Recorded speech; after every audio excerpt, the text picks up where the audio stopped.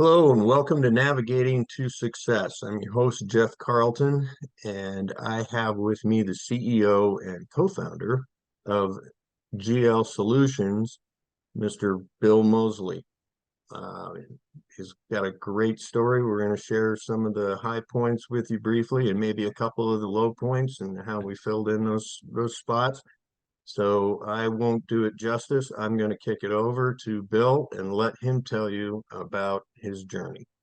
Hey, so I'll give like a high level snapshot, and you can identify areas that are interesting. So when I think for when you start a business, and I think like many entrepreneurs, you do something that you love.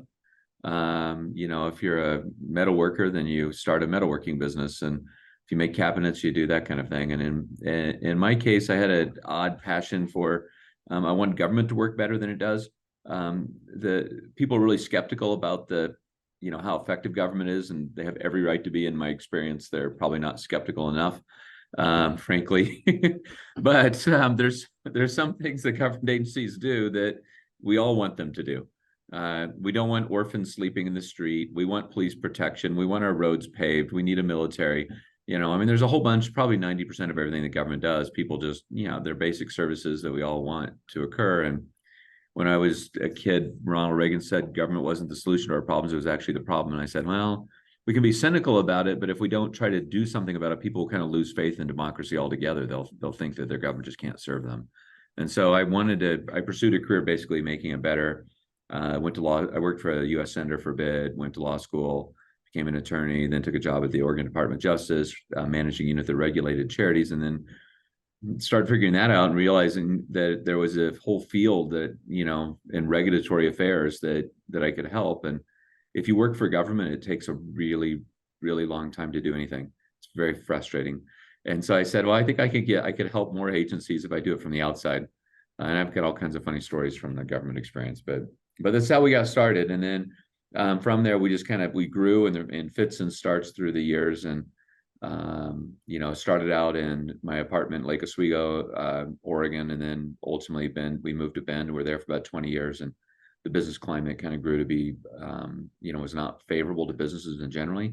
So we started looking around for a better place to be, and Montana is our current home. Fantastic. And you knocked out a whole bunch of stuff about, the next thing I was going to ask you is what was the spark? And they got you to go into the business. And real briefly, tell people what GL Solutions does. Yeah, we make software for government regulatory agencies. So when I say that, people have no idea what I'm saying, but you walk into an elevator, there's a little permit on the wall that says it's been inspected. Well, the agencies would use our software to track all those inspections and to print the certificates, for instance. And then there's a whole bunch of different kinds of regulatory activities. Elevators, one of them, but doctors, contractors, brokers, so a whole bunch of professions. And then foster care providers, for instance, have to be regulated so they don't hurt the kids that they're watching. Firearm, one of our customers is the Connecticut State Police, and firearm regulation is one of those. So we run the system that does background checks, make sure that they don't have a restraining order, a mental health history, they're not really dangerous, they're not they don't have an arrest warrant, the gun they're buying there isn't stolen, all that kind of basic stuff. So yeah, so we make the software that those government agencies use. All of our customers are government agencies, which makes them a unique breed of clients. And but everybody has their plus and minuses. Now, as a 30-year military veteran with 35 years of dealing with the government through the military channels, I share your scars, sir. Bureaucracy. Yeah, that's why I don't mind waiting in line at the grocery store. I always tell people I work for the government. I get used to get paid to wait, so um, Yeah, that's I get true. it. Well, they don't. I mean, on the private side of the business, if you're in the commercial sector, people do things for a reason, and usually because it's efficient, makes them money. And the government doesn't operate that way. If the law says you have to do something in a certain order, that's how they have to do it. It doesn't matter whether it makes sense until the governor goes and signs a piece of legislation to change it. It's gonna, if the law says you shall do this, you shall do that. So that makes our software kind of complicated and kind of a unique niche.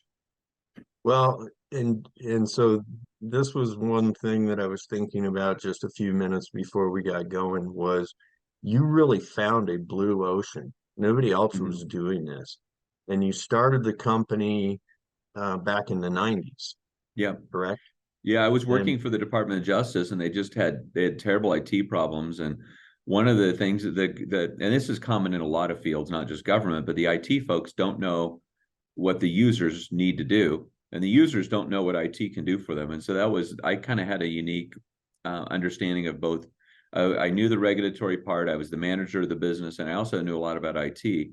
And so I just started training my own staff at the agency. The agency kept we had a huge budget, but they wouldn't let me spend any of it on IT because the IT people were control freaks. And so I just started training my own that team hasn't on changed. no. So I just started training my own team how to program. And I said, we're going to do this one way or another. And then once I built it, I asked for permission and they said no. And I said, well, I already built it. Can I use the thing I built? And they're like, okay. And so, so I got an accommodation from the Attorney General. We collected a whole bunch of money that was owed to the agency. And then I was being recruited by other states. And I'm like, oh, just like you were describing, there's a lot of other agencies that need this kind of support, you know. So I went into something I knew and loved to start out with. Yeah, and so there's that. You had a passion for it, but the other thing was this is a one of the best examples of finding a blue ocean to swim in. And you're still there because I don't imagine there's too much competition. I'm sure there's some, There's a but few competitors. Yeah, the world's changed a little bit over time, and technology changes faster than a lot of places. So, you know, in the beginning, we originally were building, they'd have a server sitting in their closet and desktop software and that kind of stuff. And now everything's in the cloud. There's been several permutations on the industry. So you really have to keep up with things in IT. yeah, it is rapidly changing. We'll talk about some of that here in a minute. A little bit more general, a little bit higher level though, as an entrepreneur and somebody that started up and watched other people trying to navigate their journey in turbulent waters. What do you think the big misconceptions are to running a business? And somebody else that on this series had brought up the difference between running a business and building a company. Oh yeah. Yeah, so that's when you if you're growing it organically and you're starting from the beginning, you'll inevitably have to do some of the work and build the company. And I would just say on that, I would encourage if you unless you want to keep it like a two-man shop or whatever it is, if you're intending to grow that business, you better be building every day. You better be focusing on how do I get something away from me so that I can run the business and someone else can do the things that the business does. You know, if I can't be making cabinets anymore, I have to run a production line. I've got to manage a personnel or accounting system that manages a production line that manages people who produce cabinets, you know, and IT is very much like that way now. When I first started out, I did probably, I don't know how much programming, but a lot of programming, actual software development. And then I don't think I've touched a line of code in years now. I actually think it's fun. I still have a passion for some of that. That's great. There's just no time in the day to do it. And we have about 60 employees or so now. We'll be at I don't know, 85 here by March. And you know, someone has to do the overall strategic planning, budgeting, all that kind of stuff. The stuff no So one else wants to do. I was going to ask that towards the end. On your website, it said that you were hoping to add close to 80 jobs with the move, and Yeah. you still have an office in Bend, right? We closed it down. We have, Okay.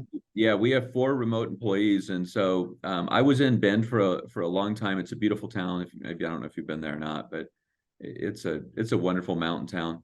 And when I first moved there, it was a lot like what I would like Columbia Falls, Montana is now. It was a mill town, you know, so salt of the earth, blue collar kind of people, maybe a little bit conservative, but not really kind of in the middle, just people that were trying to do a job and, you know, leave me alone. And over the years, it just got flooded with people from Seattle and Portland, San Francisco, and the whole character of the community changed. It grew from 32,000 to 100 and something. And then the housing costs just went crazy. The median home when I left was 750, and so our employees just couldn't, you know, they couldn't find a place to live that they could afford. And even though we were paying pretty good wages, they couldn't do it. And so that was a bad business climate. And then Oregon kind of views employers as the enemy. So they tax the hell out of them. They pass lots and lots of rules. And so like there's not only a family in Oregon, not only is there a family, not only is there a federal Family Medical Leave Act, but there's a special Oregon one too that has slightly different terms and conditions. And so whenever I had one of these issues come up with an employee, I have to go to an attorney to say, even though I'm an attorney, say, okay, help me work this out between the federal and the state and how these work together. So I spent lots of money on that, and you just really felt unwelcome. The tax rates were high, and they would regulate. They started getting into regulating like how I calculated my time off and all this other stuff. And I'm like, if you want to run the business, come run the business. But if you're not, get the hell out of my way. And I'll find someplace that appreciates employers. And so we got recruited we were looking at 6 different cities, and here in Kalispell, where we are now, is one of those 6. And the local community said, we just want companies that are going to bring good paying jobs for our kids, which I deeply respect. And so we're all about that. And then the state helped pitch in, like the governor's office on 2 occasions now has helped us to pitch in on training funds to help develop employee skills. And overall, it was a pretty expensive proposition. We had about 9 people that moved from Bend up here, and we hired all the rest locally. We still prefer to hire locally. We have 4 remote employees. I think it cost, the whole transition, I estimated originally was going to cost about $1 million between the double staffing and training and all that stuff. And it was about $2 million. And Wow. I thought it was going to take, 6 to 9 months, and it really took 18 months before we fully recovered the whole thing. But so some of that support from the state was actually extremely helpful in bridging that gap, and we're all good now. It's a beautiful place. Cool. Well, I'm glad you're happy there. So Yeah. back to your analogy of the cabinet maker or yourself Mhm. coding. What were some methods and strategies or personal rituals, habits that you developed to maintain a work-life balance? And second part of that is, how do you help your employees manage that? Yeah, that's a tricky one. Someone told me once, and it's true, you as a entrepreneur, you get to work all the time whenever you want. And so and the other part of it is when you start a small business, I mean, I wish people were luckier than I was, but my business partner and I said that our secret to success was we didn't do anything stupid enough to kill us, and we worked our asses off, and we never gave up. And there's a lot of work. I don't think I've ever worked less than a 50-hour week. I've got 4 kids, and so I still want a balance between those things. And I'm thankful I don't work 60. But to do it, you basically, on an overall basis, you've got to identify what is that thing that's on your desk right now that you can delegate away. And it has to be enough flow that you could actually hire someone to do this. And it's got to be specific enough that you can tell them how you want the work done, or hire the profession. So, my business partner was doing bookkeeping in the beginning. He didn't want to do it. Well, you can hire a bookkeeper. A bookkeeping is a very specific skill set. You can hand that off. And the same thing is true. If I don't want to develop anymore, then we're going to have to have a fairly defined method for how we go about developing software and what the standards are. And employees need some amount of direction, and our work in particular in our business is highly interdependent. The business analyst is producing specifications for a developer, and the developer is producing software for the test team to develop. And the software that comes out of there goes to account management. So you got to figure out how all this stuff works together, and it really gets down to business processes. It's not very sexy, but absolutely essential so that a group of people can work together to get something done. You just have to do it. You got to invest in those knowledge management systems. Really, I mean, we didn't do it in the very beginning, but once we hit about, I don't know, 15 or 20 people, we started having to diagram our work processes to, using flowchart tools. It doesn't have to be really complicated, but I don't think most people think about that. They just think that people are going to go figure it out or something. And that'll just lead to confusion in your business and cause the employee to get frustrated and leave and that kind of stuff. You just gave a high-level description of continuous process improvement. Yeah, you've got to do It's it. Yeah, and fantastic. we have an official process. We take about 800 continuous improvement requests from our employees each year. And then those ones are usually little bitty kind of tweaks. And then we also found we got to a point where we had to develop like a project process where we actually documented our system. So if we want to make a major re-engineering effort, we had to build a process to re-engineer processes essentially in the end. And I know that sounds kind of crazy, but we're an engineering shop, and so there's going to be a lot of stuff like that, you know. No, you hit another one with another company that I know. It's a potential client, and she grew so fast that her problem was training and coming up, and so having that database management and trying to write those processes, and she's trying to use AI to develop training manuals and stuff like Yeah. that. Um, that's a total side spin. It'll take us a little over the time, but I think it's worth pulling the thread. Um, do you use AI to any capacity in your space right now? Yeah, in IT, oftentimes you're going to Google things to figure out what the, how to fix this particular issue or that particular issue. And in IT, thankfully, almost everyone documents their solutions. So AI takes it to a step further. We used to have to spend hours and hours trying to go through that. Now we use Chat GPT and say, here's my symptoms. What do you think is wrong? And it'll tell you how to fix it. It's really cool. Wow. And then we're getting to a point now too where we can we're building it into our products so that a government agency could say, hey, I found the following violations in my inspection. You know, what's the usual corrective action plan for those kinds of violations? And Chat GPT can actually, or not Chat GPT, but OpenAI from Microsoft is what we use, can actually look at all their prior letters they ever wrote and tell them, oh, what you usually write to the person being inspected is, X, Y, and Z, and it'll give them a letter so that the employee doesn't have to go figure out what to write to people anymore. And there's huge gains to be had. We're incorporating AI throughout our organization. And if you, in an IT side, if you're not doing that, your business is at risk right now. You have to be thinking about that. You don't have to be Hank, full that's on great right now, but advice. if your roadmap has to include AI now. Yeah, I think that's great advice. All right, so I'm gonna throw the football to you one more time, and this is the big question: is what advice would you offer aspiring entrepreneurs or those that are struggling and facing challenges in their business? Um, I was involved in a number of business organizations in Bend, and the biggest obstacle that I saw along the way was people that were unable to find partners that were compatible with them. What I usually saw, and it killed their businesses. So what I usually saw was a technology person who couldn't find a salesperson they could trust. And you're not going to find sales and engineering in the same body usually. It's going to take a myriad of efforts. And so that means as the entrepreneur, you need to have some personal self-awareness to know what makes you tick, what bothers you, what are you good at, what are you not good at. And if you know those things, you can start to partner with people who match you and complement your skills. It's a lot like a marriage in some ways.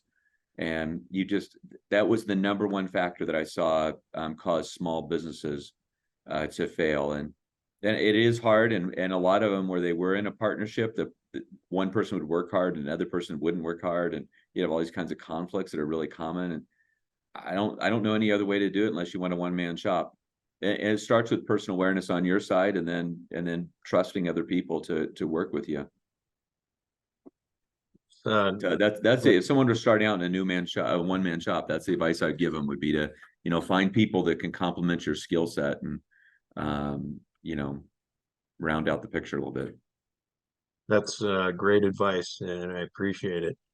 Well, that puts us at about 18 minutes, so I'll go ahead and wrap it up. Okay. Um, and thank you so much for your time. I know it's extremely valuable, and hopefully this reaches some people so that your mentorship and your experience can help them on their journey. So, Thanks, Jeff. to, yeah, to everybody that's watching us out there in YouTube land or LinkedIn, thanks for joining, and I hope to see you on the next edition of Navigating to Success.